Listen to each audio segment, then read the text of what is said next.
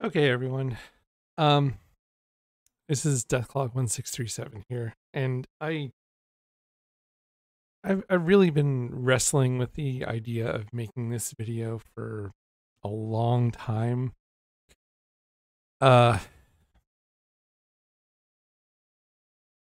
I was trying to think of, some video I could make about, just the history of Diablo 3, what it went through, and uh,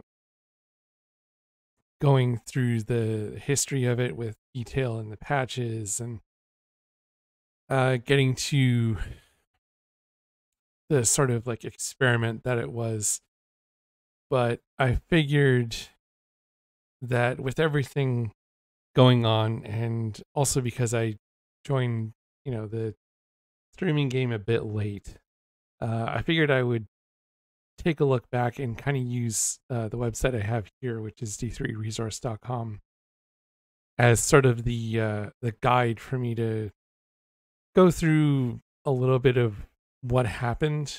Um, Obviously, the game came out earlier than 2014. I had been playing it in 2012 during the beta. Like, this is Reaper of Souls. So the expansion was out and seasons had become a thing. And adventure mode was a thing already at this point. So um, they had D3 vanilla. It was okay. We had the error problems of not being able to log in and play the game, and there was a lot of frustration around that. And everyone is aware of all the hype surrounding D3 and what happened when people couldn't log in and what have you. So kind of skipping ahead of that into the seasons and what was going on. There's a lot of things that in general were happening with the game, and a lot of differences in the way they approached it are really going to start coming out, and I'll really like start to emphasize where and when the power creep was, and just how like dominant certain classes were in terms of either their power or their support, or support utility, whichever you want to call it. But anyway, so starting at Reaper of Souls, when a lot of other streamers actually started playing D3, which totally reasonable. I had beaten Inferno. I got through all of the vanilla content, and I was pretty stoked for this expansion. I was like, there's so much stuff coming. It'll be great, yada, yada, yada.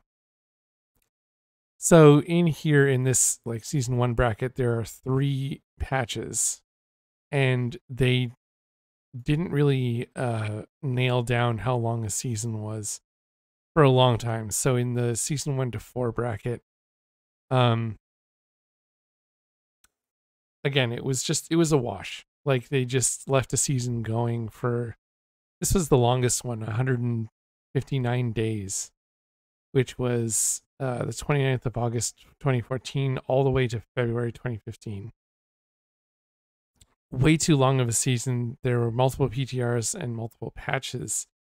And I'm going to go straight back to 2.1.0 and show you the type of notes that we used to get and the type of things that were there. So we have legendary item updates, class-specific items, and seasonal legendaries. Wow. This is back during the time when content was gated in a season and you couldn't get certain things in standard non-seasonal mode. And look at the like types of changes. Legendary items quickly deal damage should now all probably benefit from the appropriate percent elemental damage affix, including, and then they have all the different items. They had the achievement thresholds that were being reduced, and this is a patch to adventure mode. Some things were nerfed, and that is this is a big one to keep in mind about how they used to nerf things and how things were treated back in the day. So a lot of the emphasis in the early like days of Reaper of Souls, particularly, was um, keeping things kind of in line. I would say is the best way to put it. There was still like the early conquests, but you had a certain amount of power, and you weren't really getting that far in the game. Like it was, like you can see the top greater rifts. It's, you know, barely past like 60. Which, I mean, if you think about that in today's context, it seems rather ridiculous that you would be stuck in these areas. Like, if someone's stuck there today, you're thinking, like, what, really? what what janky build are you playing? Kind of thing, right? I was playing, I would say pretty casually, in a lot of this area. Um, I played the auction house and whatever. And there was a point where it died out. I can't remember what it was. To be perfectly honest, I believe it was down the line in here.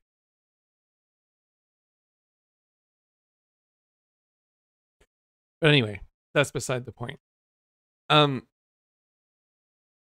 So between like season 4 and 5, I'd been getting a bit bored with the game, and I was trying to get this particular conquest here, which is Sprinter. So I started looking up guides on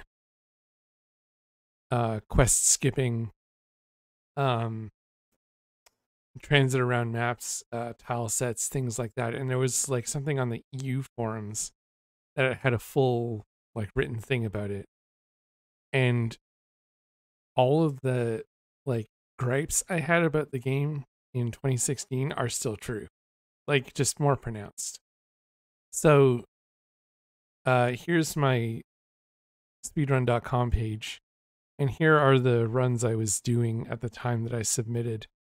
They're all much lower now. This was, I think, like the very, very first one. Yeah, 2016 420. The way teleport worked was on a slower cast rate than it is now. Like it's a lot snappier now. I think at that point it was like 0.7 seconds or something like that. That I remember seeing from one of the BlizzCon extras, I think it was. But they were talking about how they developed the animations and how they were really long, and how the idea was to make them snappier. And the designer at that point was talking about it being a pose, kind of. So that's where I was kind of at. Things were definitely changing in a very like upward direction. The game was getting easier over time. I would say around this point also is like the 2.4, 2.4.1 was really the point where the campaign was like really not a centerpiece of the game anymore. I made a post in the forums here that I'll dig up. So this one in particular. Now, keeping in mind this is from 3 years ago, and I had submitted around 5 years ago. And I'm just going to read out what I wrote here. So this is talking about D3 being submitted to GDQ because they were interested in possibly getting a speedrun in. And I was obviously pretty interested in this too. So I said, now this is coming from someone who has been involved with D3 during the beta, and I've played every season, being in high GR meta since about season 5, which is true. I've considered this as well, but I've concluded in my own view that there isn't enough to necessarily fuel a good commentary unless you're going in doing a guide during the run. The way Diablo 3 is structured, you're supposed to make it through the campaign relatively unhindered, especially since the mobs scale with your level. Drops have also been tailored to this end. Rarely is there a point where you're necessarily out of place, either because the drops will maintain you through the run. Yes, there is RNG, but there's also a lot of small predictable events that you can take advantage of, such as the crown drop on Leoric on your first pass through. I've done runs both in softcore and hardcore campaign mode as well, and it's really not that hard. If there is to be a category for this, I would submit that doing a D3 vanilla run, as crazy as that sounds, would be better. Content is gated, there's legitimate challenges to getting through various areas. A struggle that over time Reaper's Souls has virtually eliminated since the goal is endgame. Sometimes threads pop up on Reddit about this as well. The current leveling strats in a seasonal group take advantage of those predictable points as mentioned above, and again provide little change. Or challenge, sorry. The items in D3 have changed pretty significantly over time as well as the game modes, and it's almost unfair to consider them as equal. It may be worth adding a patch level, i.e. 2.4 to submissions as well. Which I don't really actually think they ever did, to be perfectly honest. I know Path of Exile does it because things change so drastically that they are in patch levels. No, they did not. It's just the general categories. So that point about adding a patch level, especially in the context of what I was talking about with the cast speed being jacked up, is very much relevant now, because I was doing it on on a higher frame rotation, right? So you would teleport, and there would be this noticeable like repeat and kind of cadence to it. So you go boom, boom, stop, boom, boom, stop, boom, boom, stop. People would argue with me about, oh, it's not that fast. You can run faster on a witch doctor. And then I'd smoke some witch doctor in speed across the map, and they'd be like, what the hell? You're teleporting like a crazy person. Yeah, because I know the game. The build I had created for it was around managing the arcane power spend on teleport so that I had it doing damage. So it did double duty. It was doing damage, and I never ran out of arcane powers. So I had a lot of regen and skills tailored to regenerating arcane power, but also reduced the cost of it so much that it was about equal. And I never really had to stop per se.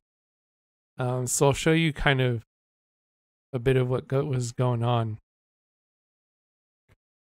I'll just hit a random spot in the video and show you. So this is a very old build. I was trying to do damage with explosive blast, but in the game now, you can actually be carried solely by teleport, and I missed obviously that section. So you can see the boom boom. I went and got the specter in that area.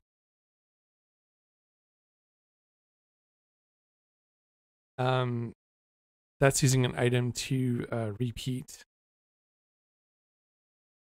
But you get the idea, right? Speed, speed, speed. Boom, boom, boom.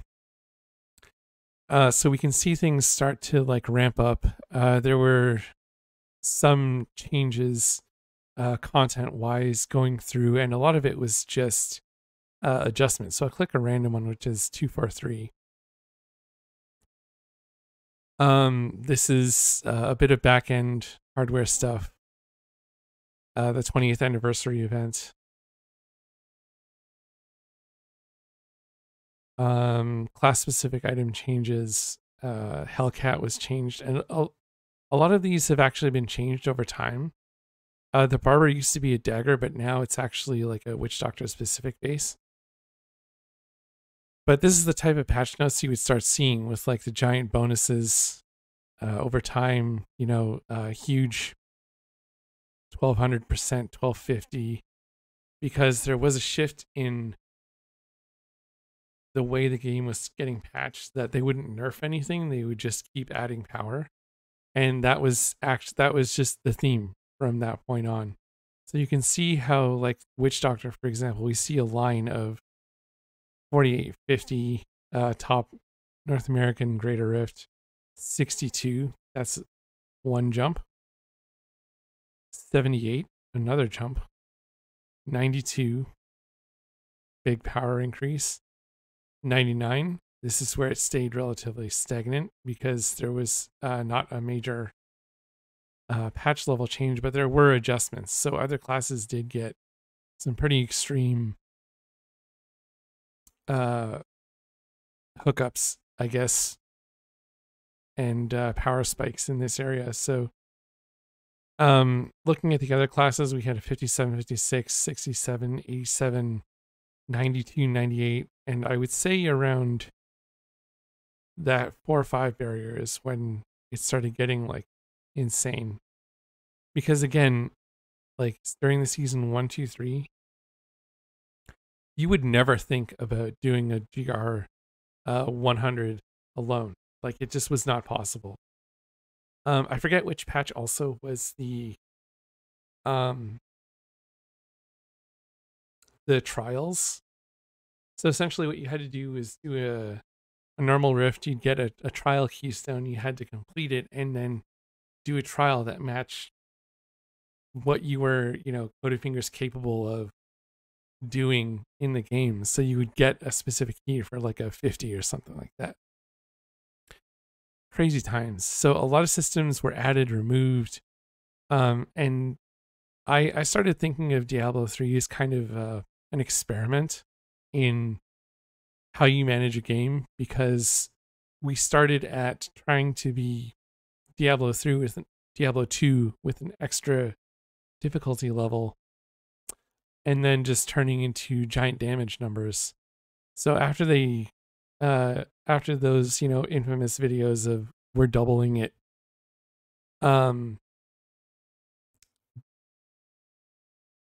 Diablo went from being managed by Jay Wilson to Josh Mosquera, who was around for the release of Reaper of Souls, and he talked about, there's a lot of good talks on kind of what their philosophy was, and at the time you kind of understand it. You're like, okay, I get the direction. But then things are like still stale. Like we got adjustments, but not any like major swings in content. And there was a time from patch 261 where nothing changed, and there was posts about speculation around 260, and then there was hold on.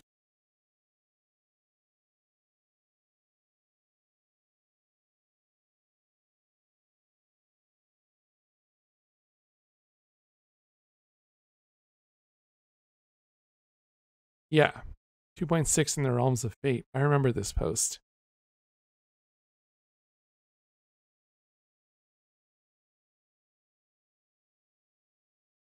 So the patch came out, and someone was talking about what that all implied in the lore. So they said, could patch 2.6 finally bring us to a conclusion in Diablo 3 and the prophecy, or is it the start of something new? So in retrospect, not really.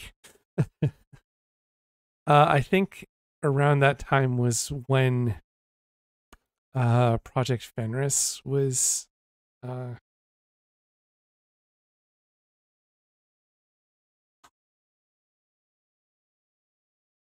yeah, so this article, The Past, Present, and Future of Diablo, by Jason Schreier. So this was a huge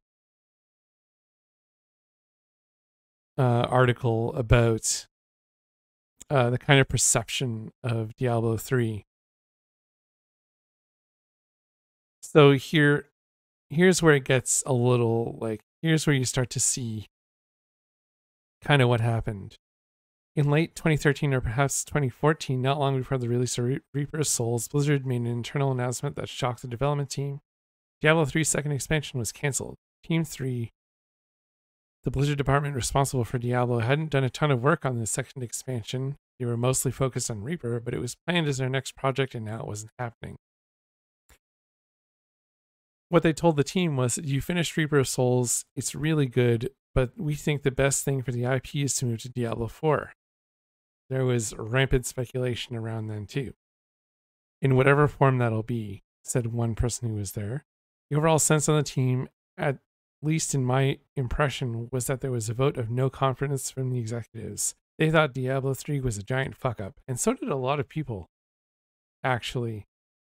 There's YouTube videos about the initial Josh Mosquera thing, GDC talks, I think it was.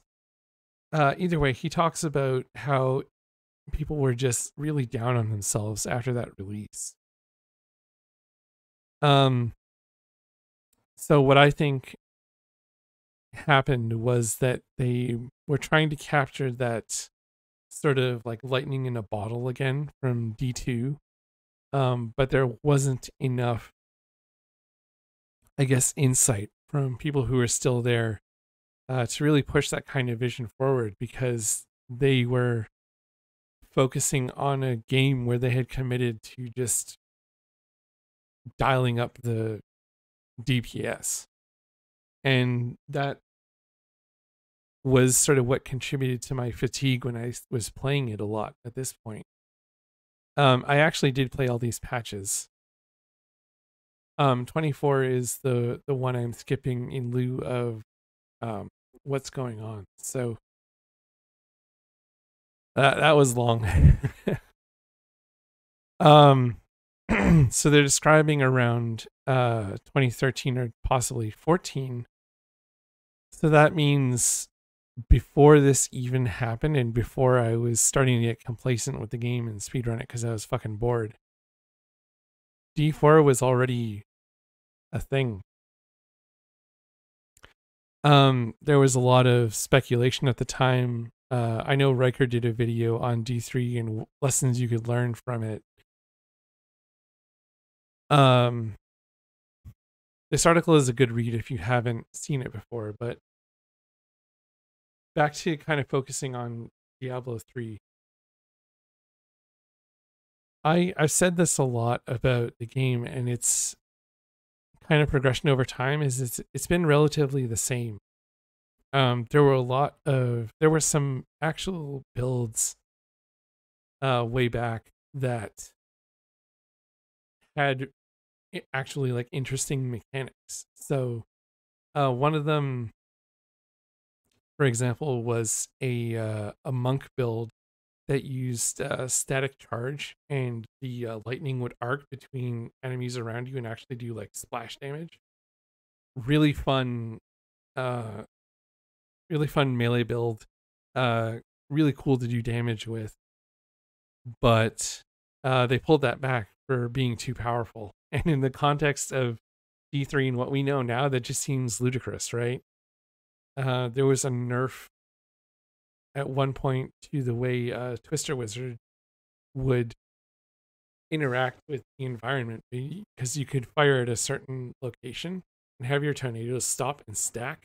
So you would abuse this mechanic and just try to like bam, bam, bam, bam, bam. But now the tornado actually like dissipates. Things like that. I mean, the early forms of Diablo 3 were just Demon Hunter builds, and then Barb had a brief kind of blip, and then it was like Wizard forever, and Barb was, as you can see down here, a fixture in the 4-person meta, but never like an emphasis.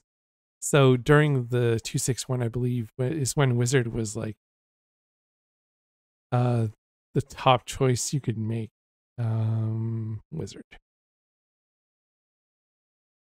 Yeah.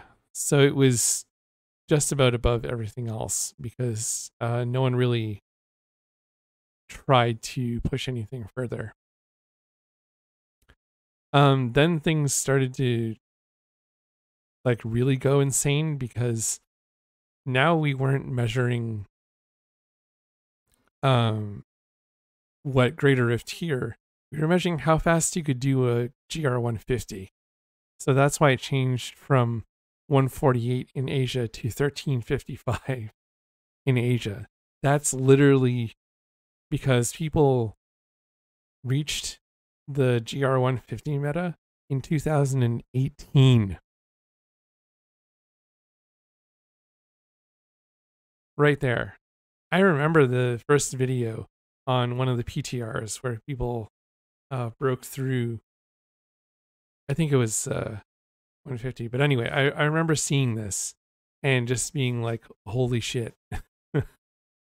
But that power creep, that like insanity during this very temporary seasonal theme, I might add, of greed, which I believe was just the goblins.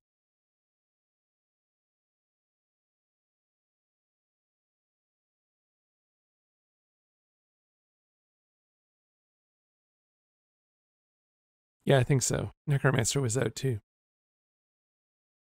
So you can see how we're no longer calculating into season 19 what tier of Rift you did. We're now looking at just how fast. So it used to take 13 minutes to do a GR150. And that's why I would have said that D3 was a slower game, because you had to spend all that time engaging with the mobs, and half of it was generally the boss. So then we get to season 16, things change again, and the power gets so boosted that a 150 takes under 7 minutes for a 4-man group in Asia. So, you know, the power kept creeping up and up and up, that individual classes by season 18 could all top out at 150 at some point. And in Asia, 2 minutes and 22 seconds. So that's the type of like insanity that people have kind of seen over time, especially if you've been involved with the game. And, you know, when you look at the field of other action RPGs, there wasn't much else. And there was a lot of things in these patches that we considered like a lot of content, right? Obviously, Path of Exile was out doing its thing during this entire time. I hadn't really taken to it too much, more because there was still something for me to, you know, have goals for it in Diablo 3. And I did genuinely really like playing it. And if someone's coming into it fresh, sure, it's the best casual entry level action RPG that you can play. And I would put a ton of emphasis on casual entry level ARPG, because it went from, you know, ass kicking difficult on one end to now the game babies you through and gives you literally fucking everything. Like, we started getting free sets because people started complaining online, well, it takes me too long to farm everything. Well, in season 5, that's the birthplace of the Hadric's Gift. And that's when the rotation started. And, you know, we started getting PTRs based on those set changes. And, like, sets were a thing before. But I think giving them for free was really the sort of nail in the set meta coffin. I think that's what really kind of sealed it, as you can't really play anything else other than a set, and people complained about that as well. So, you know, Legacy of Nightmares was a thing, and in 265 there was LON. I think the Legacy of Dreams gem came out sometime after this. But anyway, they gave you the Legacy thing as an implicit. Let me just double check that.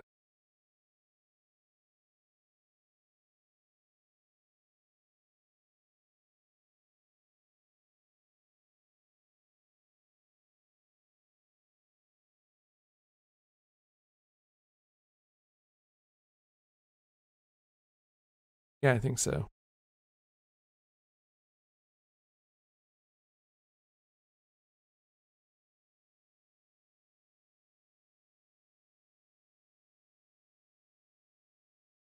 Uh, yeah, and this is when they added Torment 14, 15, and 16 because the power level was so crazy that it was now getting to be a joke to farm even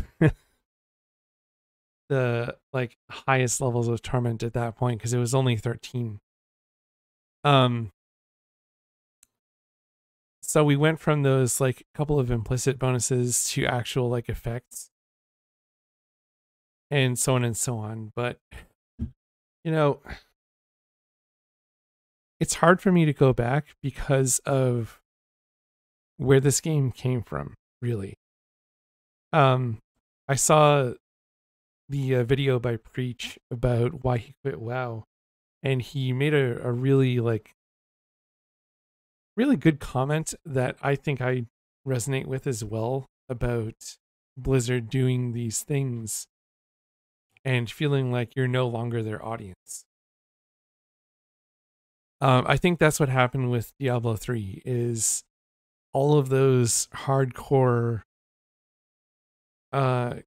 players got sort of swept under the rug because there was now this like giant divide between okay, well D3 sucks or D3 is amazing.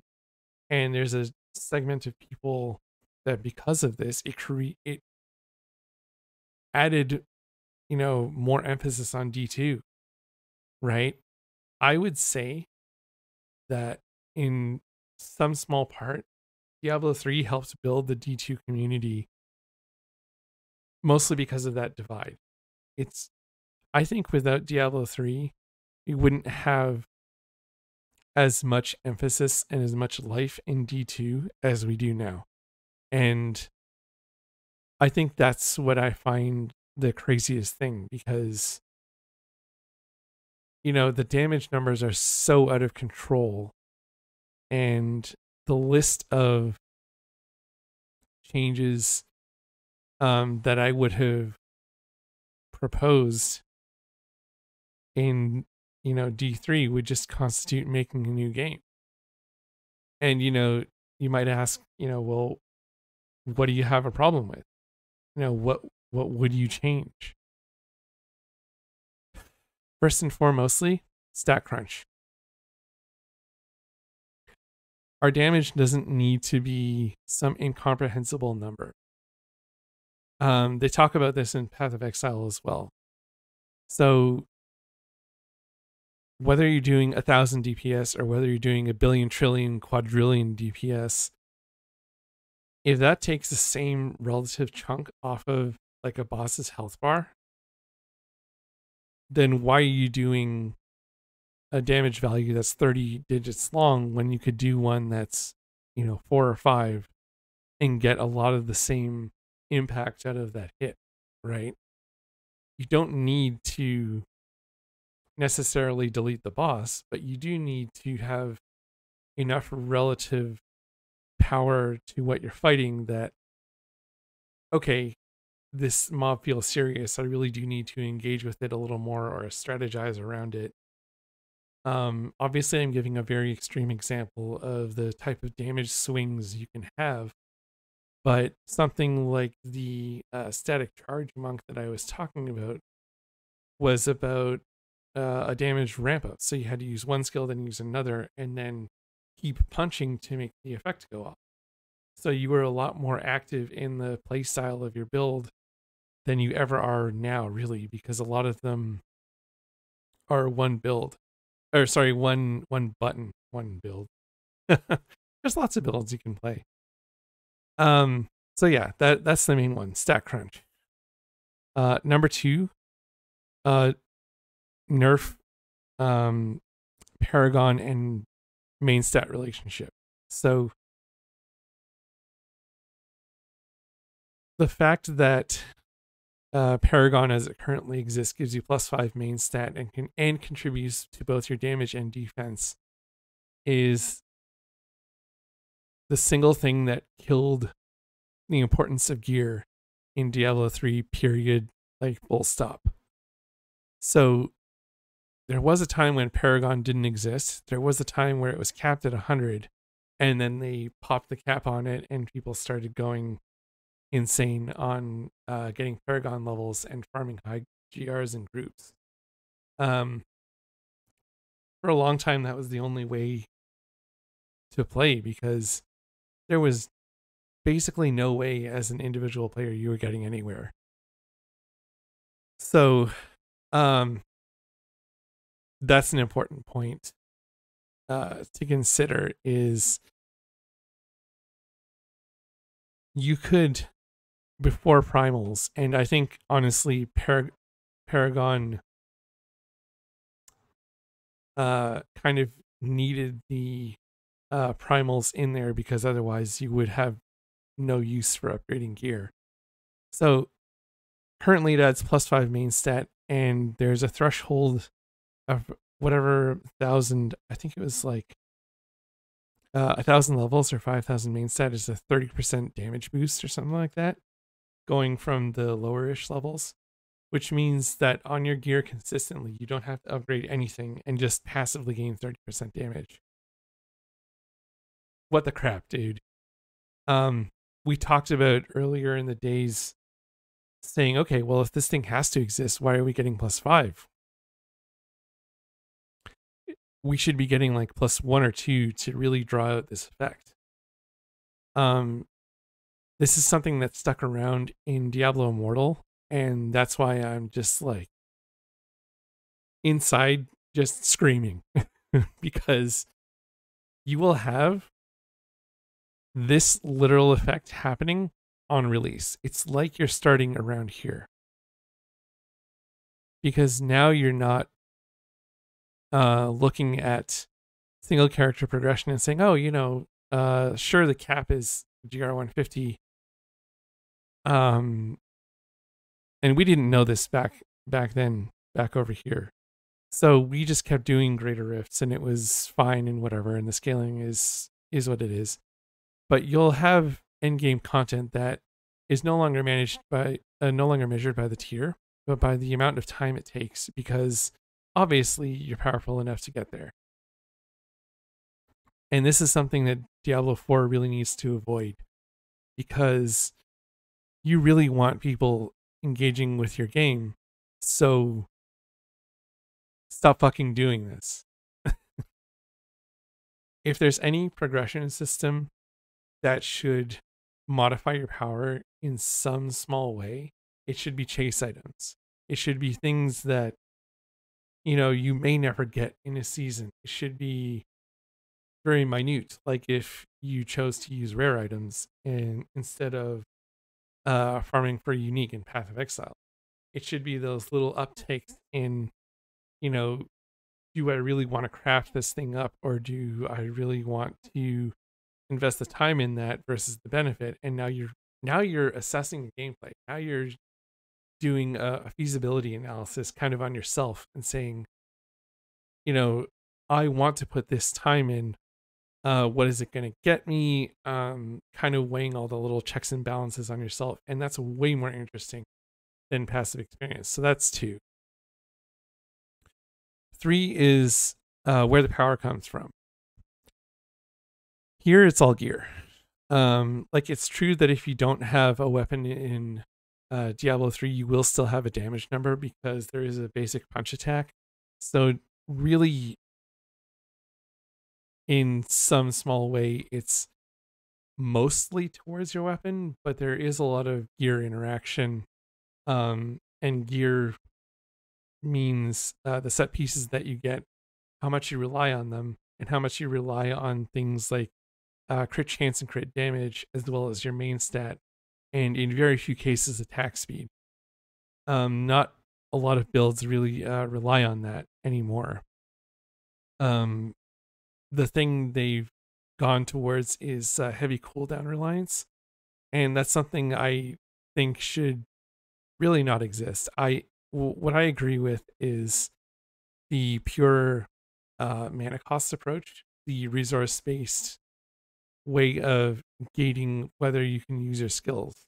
And in that sense, you have a lot more um, control over, again, how you strategize around using your attacks. Sure, cooldowns do have a place in like PvP because now you're thinking about, oh shit, my skill is on a cooldown, but this whole 2-minute cooldown and the waiting game and having to now introduce that mechanic and balance your items around higher cooldowns and defeating your own mechanic, also silly. So that's 3 things. Next thing would be the stat pool itself and chase items. So I'll lump those together. So the stat pool is very static. A lot of items feel the same. And there's nothing to chase from the item pool. Like I said before, all you're chasing is passive power. All you're chasing is time investment, time investment, time investment. And sure, you might get a primal, but really there could be a better ancient item. So it negates the tier just by literally having it there. Because it's not necessarily the tier that matters. It's the collection of shit stats between one shit stick and another shit stick. Like, okay, sure, this has the desired effect that I want, but this one rolled all the things that I need, which again, main stat, chance. And the other one didn't. It rolled like armor, all resist, life, and something else. Boo-hoo. Salvage. Again, extending on items. Only the highest tier of items really matter in the game. So there's no value to the lower tier of items other than scrapping them. And yes, that's true in other games. Yes, that is a problem in something like Path of Exile, where most of what drops is junk, and that's why you need an item filter. They're going to address that. Loot 2.0 in D3 was perfect to start countering that problem, but it didn't change the fact that the items themselves were becoming problematic anyway. So now you're looking for items with high stats, and now you're finding ways around it by saying, okay, well, I have this ancient ring, for example. It has the socket I want. It has a lot of other stats I want, but now, because I know I can reapply that strength with an augment, I can roll that off and get more crit, for example. I can inflate my numbers because, again, all of those systems interact to just be passive power. And I guess that is really the overarching collection of crap in this like shit sandwich is, why is power granted so freely and so passive?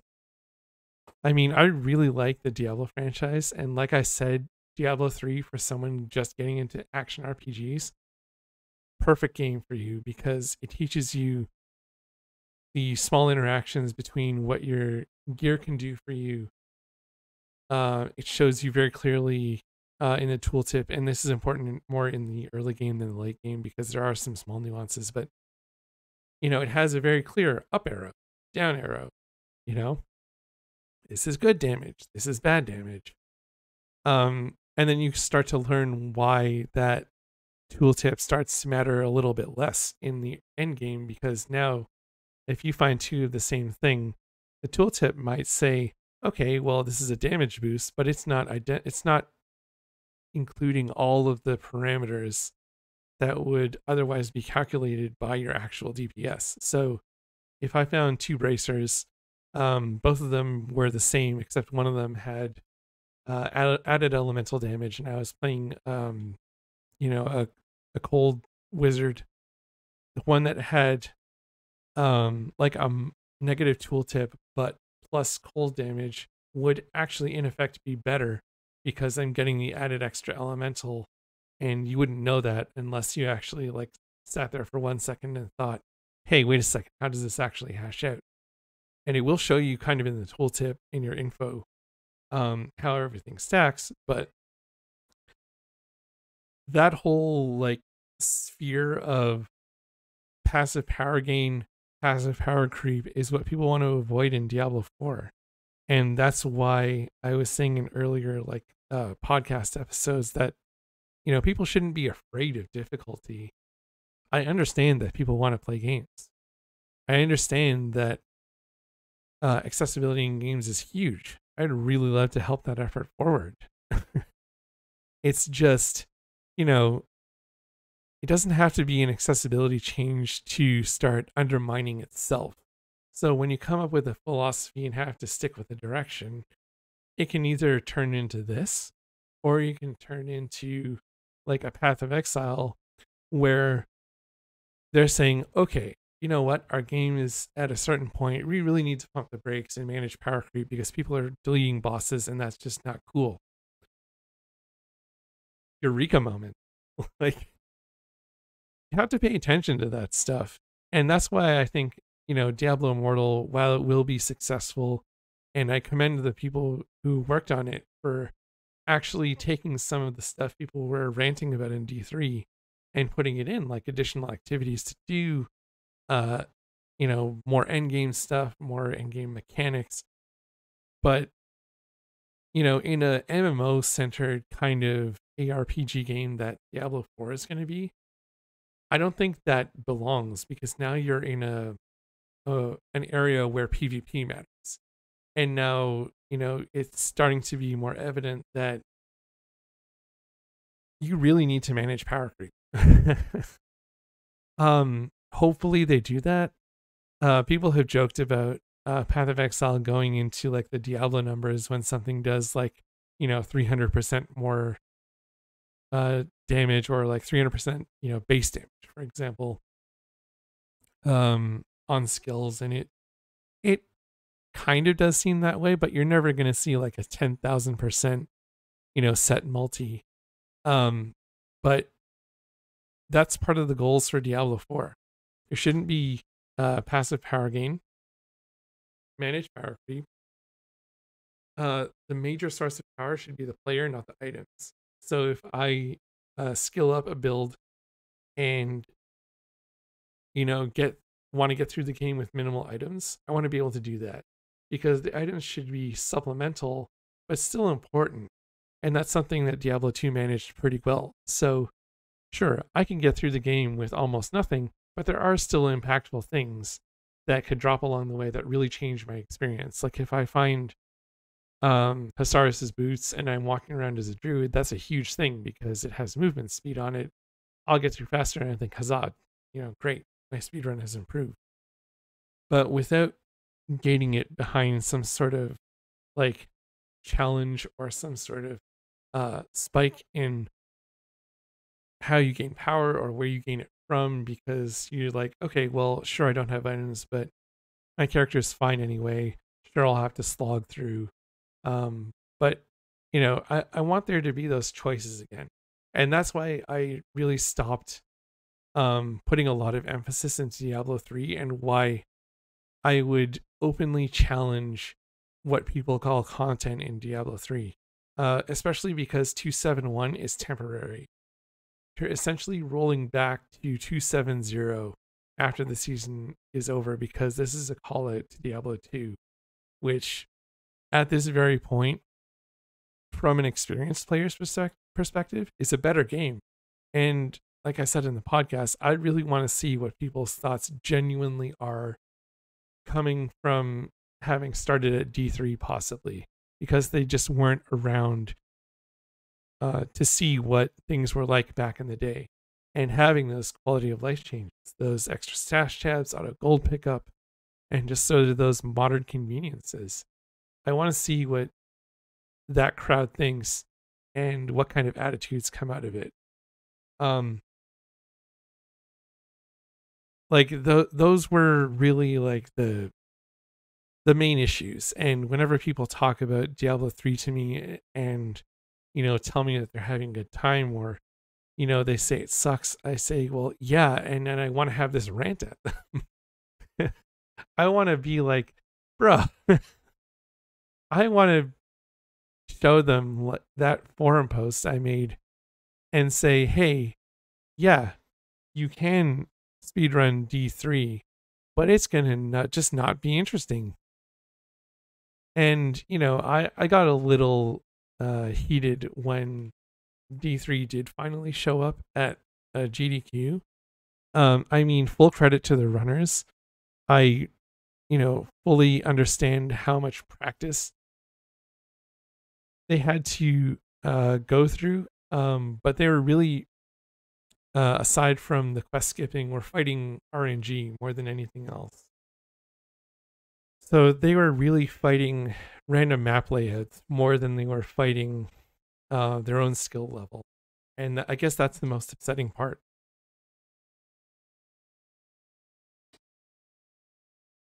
It's this weird jumble of things that are fighting each other. I don't believe that an action RPG should involve a waiting game. I believe an action RPG should be like, oh shit, I cast Blizzard. I don't have enough mana. What do I do about it? Portal back to town, think about the problem, solve the problem, find a way to, mitigate it, maybe go level up somewhere else, feel accomplished, right? And also have those chase items. And that's not to say I'm suggesting that we completely shut out a certain audience of the game. I'm just saying that when there's feedback of people saying something is too hard or something should be easier, much like the complaints were during the early days of D3 and a lot of what happens on the Path of Exile subreddit about people armchairing their game development and being like, well, this is what you should do. Actually, no, there's a group of people that know a lot more about games than you in your chair in front of your keyboard. So just like shut up. Again, I completely endorse what Grinding Gear Games is doing by saying, okay, you know what, this is stupid. We want to have a game that is enjoyable.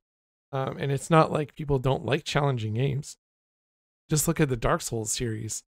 Wildly popular, super goddamn frustrating, but fun. Right? Super, super fun. Obviously, there were a little bit of holes in my knowledge, and I didn't really go into a lot of research on this video, but I think it was worth it. I've had that sort of like bouncing around in my head forever. If you have any thoughts, I'd love to hear them.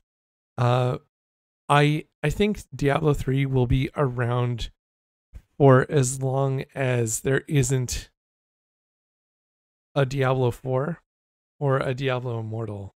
And that's my prediction, is the seasons will run. It's an online only game. It's not like you can take it with you, but once you have that more like hardcore, like in-depth experience of something like a Diablo 2 with the types of refresh it's getting, and once you see something like hopefully a Diablo 4 where there's more emphasis on progression, there's area levels, for example, if they do implement that, rune words as they were in the past, where you could, sort of build your own item, having importance to things even in the mid-tier, and just having those small exciting moments come back again to capture that feeling of playing a game because you want to and not because the game is giving you dailies or just something that is a chore to get.